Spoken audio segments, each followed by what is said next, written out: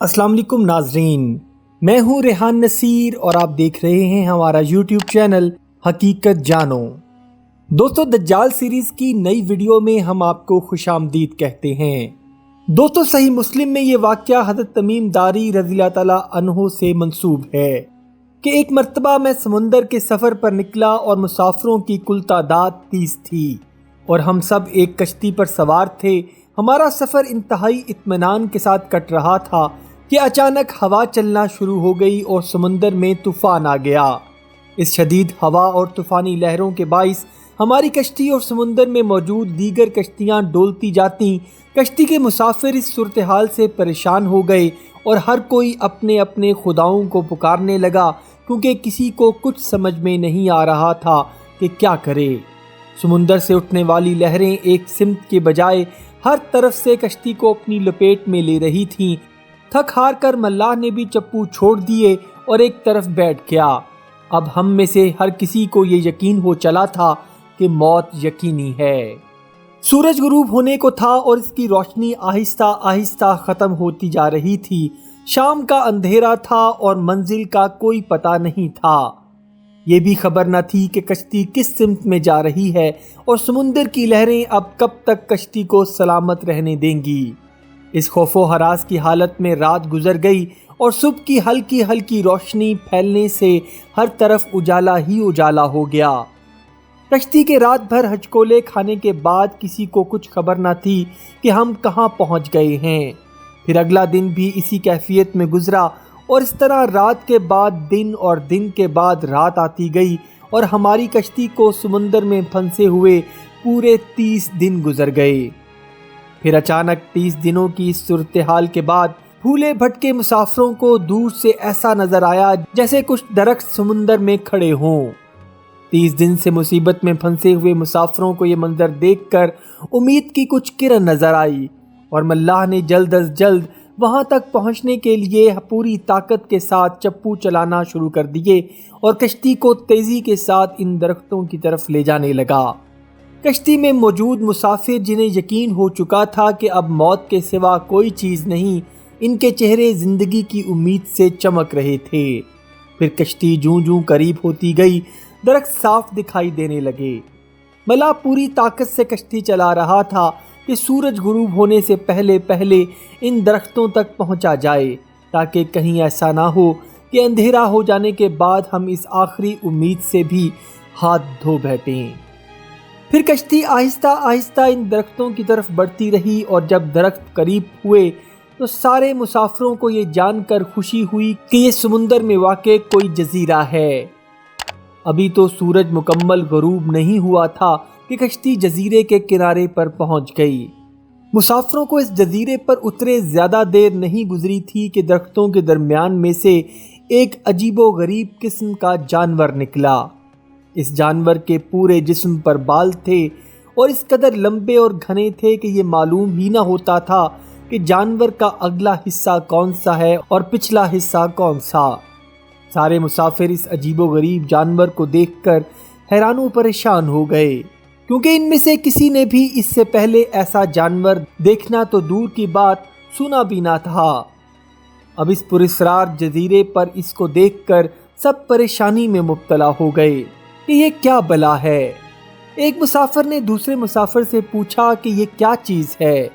جانور نے مسافر کی یہ بات سن لی اور مسافر کے جواب سے پہلے وہ جانور خود بولا، میں جساسا ہوں۔ جانور کے انسانوں کی طرح گفتگو کرنے سے تمام مسافر مزید پریشان ہو گئے، کیونکہ آج تک انہوں نے کسی جانور کو انسانی زبان میں بولتے نہیں دیکھا تھا۔ چنانچہ سب یہ سمجھنے لگے کہ ہو نہ ہو یہ کوئی جن ہے اور ہمارے سامنے آ گیا ہے۔ ایک مسافر نے ہمت کر کے پوچھا کہ تو ہلاک ہو کہ تو کون ہے؟ تو جواب میں اس نے کہا کہ میں جس کے لیے جاسوسی کرتا ہوں اسے تم سے ملنے کا بے حد شوق ہے، وہ تم سے باتیں کرنا چاہتا ہے، لہٰذا تم میرے ساتھ چلو۔ یہ سن کر تمام مسافر حیران و پریشان چپ چاپ اس کے پیچھے ہو لیے۔ وہ عجیب و غریب جانور درختوں کے درمیان بنے ہوئے راستے سے ہوتا ہوا ایک پرانے محل کے سامنے جا کر کھڑا ہوا اور محل کو چاروں طرف سے بلند و بالا درختوں نے گھیر رکھا تھا۔ مسافروں نے وہاں پہنچ کر پریشان نظروں سے اس کی طرف دیکھا اور پھر جانور کی طرف سوالیہ نظروں سے دیکھنے لگے۔ جانور پھر آگے چلا اور سب مسافروں کو ایک بڑے دروازے سے گزرتے ہوئے محل کے اندر لے گیا۔ محل کے اندر داخل ہوتے ہی سب نے دیکھا کہ ایک بہت بڑا شخص زنجیروں میں جکڑا ہوا تھا اور رہائی کے لیے کوشش کر رہا تھا۔ ہم نے اس سے پہلے اتنے بڑے قد آور اور اتنے زیادہ رعب والا شخص کبھی نہ دیکھا تھا۔ ایک مسافر نے ہمت کر کے پوچھا کہ تم کون ہو؟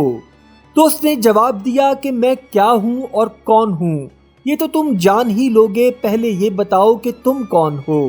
سوال کرنے والے مسافر سے پوچھا، ہم عرب قبائل لخم اور جذام کے لوگ ہیں، اور ساتھ ہی اس مسافر نے اپنے ساتھ بیتی اور یہاں تک پہنچنے کی ساری داستان سنائی۔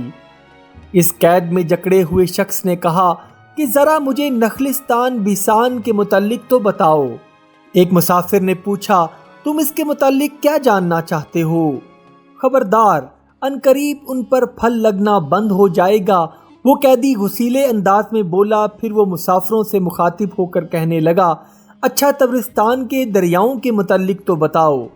مسافروں نے کہا، دریا کے متعلق کیا پوچھنا چاہتے ہو؟ وہ بولا، اس میں پانی ہے؟ مسافروں نے کہا، ہاں اس میں بہت پانی ہے۔ اس نے کہا، عنقریب اس کا پانی ختم ہو جائے گا۔ پھر وہ کہنے لگا کہ مجھے زغر کے چشمے کے متعلق تو کچھ بتاؤ۔ مسافر نے پوچھا کہ کیا پوچھنا چاہتے ہو؟ یہی کہ اس چشمے میں پانی ہے کہ نہیں، اور اگر وہاں پانی ہے تو پھر وہاں کے لوگ چشمے کے پانی سے کھیتی باڑی کرتے ہیں؟ پھر وہ پوچھنے لگا، اچھا مجھے امیوں کے نبی محمد رسول اللہ صلی اللہ علیہ وآلہ وسلم کے متعلق تو کچھ بتاؤ۔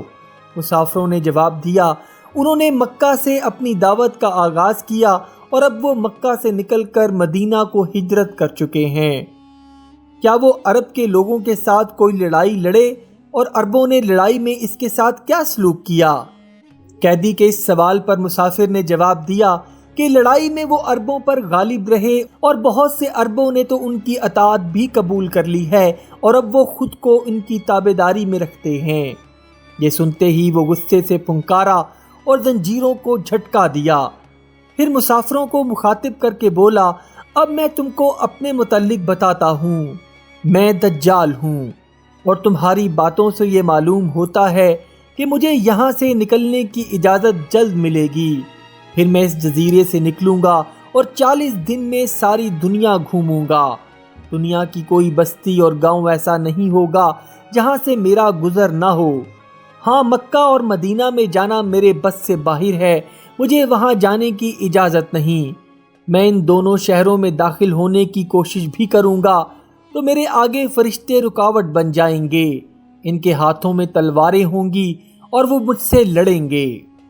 دوستو، حضرت تمیم داری رضی اللہ تعالیٰ عنہ جب سفر سے واپس لوٹے تو انہوں نے یہ سارا واقعہ حضور نبی کریم حضرت محمد صلی اللہ علیہ وآلہ وسلم کو آ کر سنایا، جو پہلے عیسائیت کے قائل تھے، اور اس واقعے کے بعد انہوں نے نبی کریم حضرت محمد صلی اللہ علیہ وآلہ وسلم کے ہاتھ پر اسلام قبول کر لیا۔